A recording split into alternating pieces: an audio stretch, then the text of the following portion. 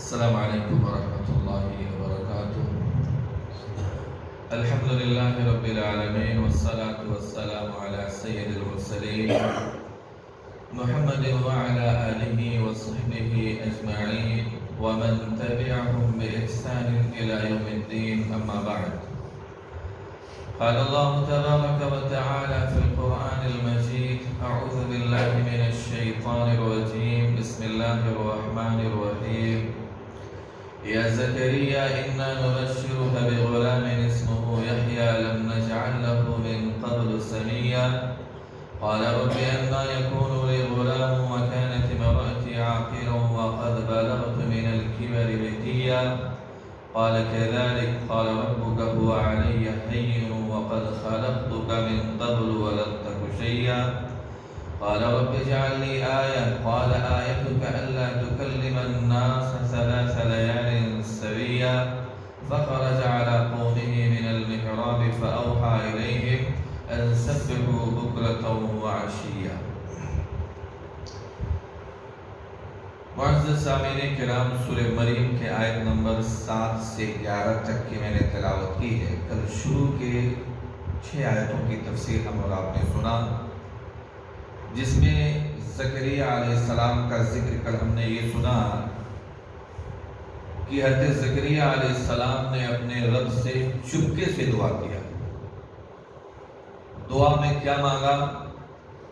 اللہ تعالیٰ سے اپنی کمزوری کا بیان کیا کہ اے میرے رب، بے شک میری ہڈیاں کمزور ہو چکی ہے، میرے سر پر بڑھاپا آ چکا ہے، میری بیوی بھی بانجھ ہے، لیکن میں تجھ سے مانگ کر کے کبھی میں محروم نہیں رہا. جب بھی کچھ مانگا تو نے مجھے عطا کیا. اور وہ اولاد جو مانگ رہے تھے اس کے پیچھے بھی ایک حکمت یہ تھی تاکہ میرے مرنے کے بعد میری باغ دوڑ وہ سنبھال سکے، نبوت کا کام آگے بڑھا سکے. تو بہرحال اللہ تعالیٰ نے ان کی دعا کو قبول کیا. آگے اللہ تعالیٰ نے آیت نمبر 7 کے اندر ارشاد فرمایا: یا زکریا انا نبشرک بغلام اسمہ یحییٰ. اے زکریا، ہم تجھے ایک بچے کی خوشخبری سناتے ہیں جس کا نام یحییٰ ہے. لم نجعل لہ من قبل سمیہ، اور ہم نے اس نام جیسا اس سے پہلے کسی کو کیا بھی نہیں. اس آیت کے اندر اللہ تعالیٰ نے حضرت زکریا علیہ السلام کو صرف دعا ہی قبول نہیں کیا، بلکہ اللہ تعالیٰ نے بچے کی خوشخبری بھی سنائی، اور بچے کا نام اللہ تعالیٰ نے خود رکھ دیا کہ اس کا نام یحییٰ ہوگا. اور یہ بھی بتلایا اس سے پہلے ہم نے یحییٰ نام کا کسی اور دوسرے کو پیدا بھی نہیں بنایا. لہٰذا میرے بھائیوں، یہاں پر اللہ تعالیٰ نے جب حضرت زکریا علیہ السلام کو خوشخبری سنائی، بڑھاپے میں سر پر بڑھاپا ہے، ان کی بیوی بانجھ ہے، تو زکریا علیہ السلام اپنے رب سے کہنے لگے. کیا کہا؟ قال رب انا يكون لي غلام وكانت امرأتي عاقرا. زکریا علیہ السلام نے کہا: اے میرے رب، میرے یہاں اولاد کیسے ہو سکتا ہے، میرے یہاں لڑکا کیسے پیدا ہو سکتا ہے جبکہ میری بیوی بانجھ ہے اور میں بھی بڑھاپے کے انتہائی کمزوری کو پہنچ چکا ہوں، تو میرے یہاں لڑکا کیسے پیدا ہو سکتا ہے؟ اب یہاں پر عاقر کا جو لفظ آیا ہے، انہوں نے کہا امرأتی عاقرہ، میری بیوی بھی بانجھ ہے. عاقر کی تفسیر میں مفسرین نے لکھا ہے کہ عاقر اس عورت کو کہا جاتا ہے جو اپنے بڑھاپے کی وجہ سے بچہ جننے کی صلاحیت سے محروم ہو چکی ہو. اور دوسری تفسیر میں مفسرین نے یہ بھی معنی ذکر کیا ہے کہ عاقر اس عورت کو کہتے ہیں جو شروع سے ہی بانجھ ہو، یعنی اس میں بچہ جننے کی صلاحیت موجود ہی نہ. تو یہاں پر زکریا علیہ السلام نے اپنے رب کے سامنے یہ ذکر کیا کہ میری بیوی تو بانجھ ہے، اس کے اندر بچہ جننے کی صلاحیت موجود نہیں، اور وقت بلغت من الکبر عتیہ، اور میں بھی بڑھاپے کی انتہائی کمزوری کو پہنچ چکا ہوں. عتیہ کے معنی مفسرین نے لکھا ہے کہ جس کی ہڈیوں اتنی کمزور ہو گئی ہیں کہ اس میں گودا تک نہ ہو، یعنی بہت ہی کمزور اس کی ہڈیاں جو بالکل خشک ہو چکی ہو. تو میں اس عمر کو پہنچ چکا ہوں، تو میرے یہاں اولاد کیسے ہو سکتا ہے؟ تو جواب کیا ملا؟ قال كذلك، ارشاد ہوا وعدہ اسی طرح ہو چکا ہے، یعنی اللہ نے وعدہ کیا ہے اور وہ وعدہ اسی طرح پورا ہو کر کے رہے۔ قال ربك هو علي هين وقد خلقتك من قبل ولم تك شيئا، تیرے رب نے کہا کہ یہ کام تو میرے اوپر بہت ہی آسان ہے، جبکہ اس سے پہلے تو کچھ بھی نہیں تھا تو میں نے تجھے پیدا کیا۔ یعنی جب تیرا وجود نہیں تھا، تو دنیا میں آیا ہی نہیں تھا، تو تیرا پیدا کرنا اس کام سے زیادہ مشکل تھا۔ جب میں تجھے پیدا کر چکا ہوں، جب تو کچھ نہیں تھا، تیرا وجود نہیں تھا، میں تجھے پیدا کر سکتا ہوں، تو یہ کام تو میرے لیے بہت ہی آسان ہے۔ اللہ نے خود کہا، اللہ تعالیٰ نے یہی کہا کہ یہ کام وہ علیہ ہے، میرے اوپر بہت ہی آسان ہے۔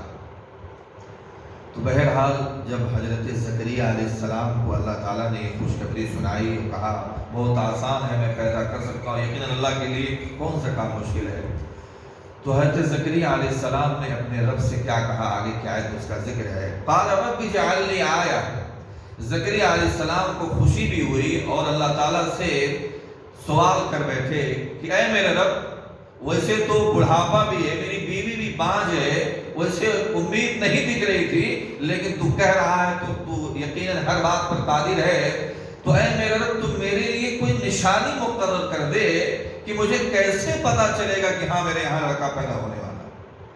قال رب اجعل لی آیہ، اے میرے رب تو میرے لیے کوئی نشانی، کوئی علامت بتا دے کہ میں اس کو دیکھ کر کے جان جاؤں کہ ہاں میرے یہاں لڑکی کی خوشخبری آ گئی ہے۔ تو اللہ تعالیٰ نے کہا قال آیتک الا تکلم الناس ثلاث لیال سویا، تیری نشانی یہ ہوگی کہ تو صحیح سالم ہونے کے باوجود، تیرے اندر کوئی بیماری نہیں ہوگی، تو تندرست صحیح سالم ہونے کے باوجود 3 دن تک کسی سے بات نہیں کر سکے گا۔ اللہ اکبر۔ قال آیتک الا تکلم الناس ثلاث لیال سویا، یہاں لیال کا لفظ آیا ہے، رات، 3 راتوں تک بات نہیں کر سکے گا، لیکن قرآن کریم کی سورہ آل عمران کے اندر حضرت زکریا علیہ السلام کا ہی ذکر ہے، اس میں قال رب اجعل لی آیہ، قال آیتک الا تکلم الناس ثلاثۃ ایام الا، رمضہ کا لفظ ہے، وہاں ایام کا لفظ آیا ہے، یہاں یعنی 3 دن اور 3 رات تک تو کسی سے بات نہیں کر سکے گا۔ جب تو ایسا دیکھ لے گا تو یقیناً سمجھ جائے گا کہ ہاں تیرے یہاں اولاد کی خوشخبری آ گئی۔ اور مفسرین نے ذکر بھی کیا ہے کہ حضرت زکریا علیہ السلام ان 3 دنوں کے درمیان میں ذکر کر لیتے، تسبیح کر لیتے، تحمید، اللہ تعالیٰ کی پاکی بیان کر لیتے، سب کچھ کر لیتے تھے، دعا اذکار کر لیتے تھے، لیکن جب کسی سے دنیا کے مسائل میں، دنیا کے کسی آدمی سے بات کرنا ہوتا تو آپ کی زبان سے آواز ہی نہیں نکلتی۔ اللہ تعالیٰ نے بہرحال یہ نشانی مقرر کی تھی کہ اللہ تعالیٰ کے حمد و ثنا کی بریائی سب بیان کرتے تھے، لیکن دنیا والوں میں سے کسی سے جب بات کرنا ہوتا تو ان 3 دنوں میں آپ کے منہ سے آواز نہیں نکلتی۔ آپ کیسے بات کرتے؟ اشارے میں بات کرتے تھے، اشارے سے اپنی بات کو لوگوں کے سامنے رکھتے تھے۔ آگے اللہ نے بیان فرمایا فخرج على قومه من المحراب فأوحى إليهم أن سبحوا بكرة وعشيا، تو حضرت زکریا علیہ السلام اپنے حجرے سے، اپنے کمرے سے اپنے قوم کی طرف نکل کر کے آئے اور فأوحى إليهم، اور ان کی طرف اشارے سے بات کیا، اشارہ کرتے ہوئے ان سے کہا ان سبحوا بکرۃ وعشیا، کہ تم سب صبح و شام اللہ تعالیٰ کی تسبیح بیان کرتے رہو، اللہ تعالیٰ کی پاکی بیان کرتے رہو۔ تو یہاں پر حضرت زکریا علیہ السلام جب اپنی قوم کے پاس آئے، ان کو سمجھانے کے لیے، بات کرنے کے لیے، تو اپنے بات کو اشارے میں بیان کر رہے تھے کہ صبح و شام اللہ کی پاکی بیان کرو، اور یہاں صبح و شام سے مراد مفسرین نے فجر اور عصر کی نماز مراد لیا۔ تو بہرحال اللہ تعالیٰ نے حضرت زکریا علیہ السلام کے دعا کو قبول کیا اور نشانی بھی مقرر کی۔ اللہ تعالیٰ نے آگے یحییٰ علیہ السلام کو کیا کہا، یحییٰ علیہ السلام کیسے تھے، آگے کے 3-4 آیتوں میں اس کا ذکر انشاءاللہ اس کی تفصیل کرائے گی۔ اللہ سے دعا ہے اللہ تمام لوگوں کو قرآن و حدیث کے مطابق زندگی گزارنے کی توفیق عنایت فرما۔ اللہ ہم سب لوگ گنہگار ہیں، ہم سب لوگوں کے گناہوں کو معاف فرما۔ اللہ ہم سب لوگوں کو جنت الفردوس کے اندر جگہ دے۔ اللہ ہم تمام لوگوں کو جہنم کے عذاب سے بچائے۔ آمین۔ وآخر دعوانا الحمدللہ رب العالمین۔ السلام علیکم۔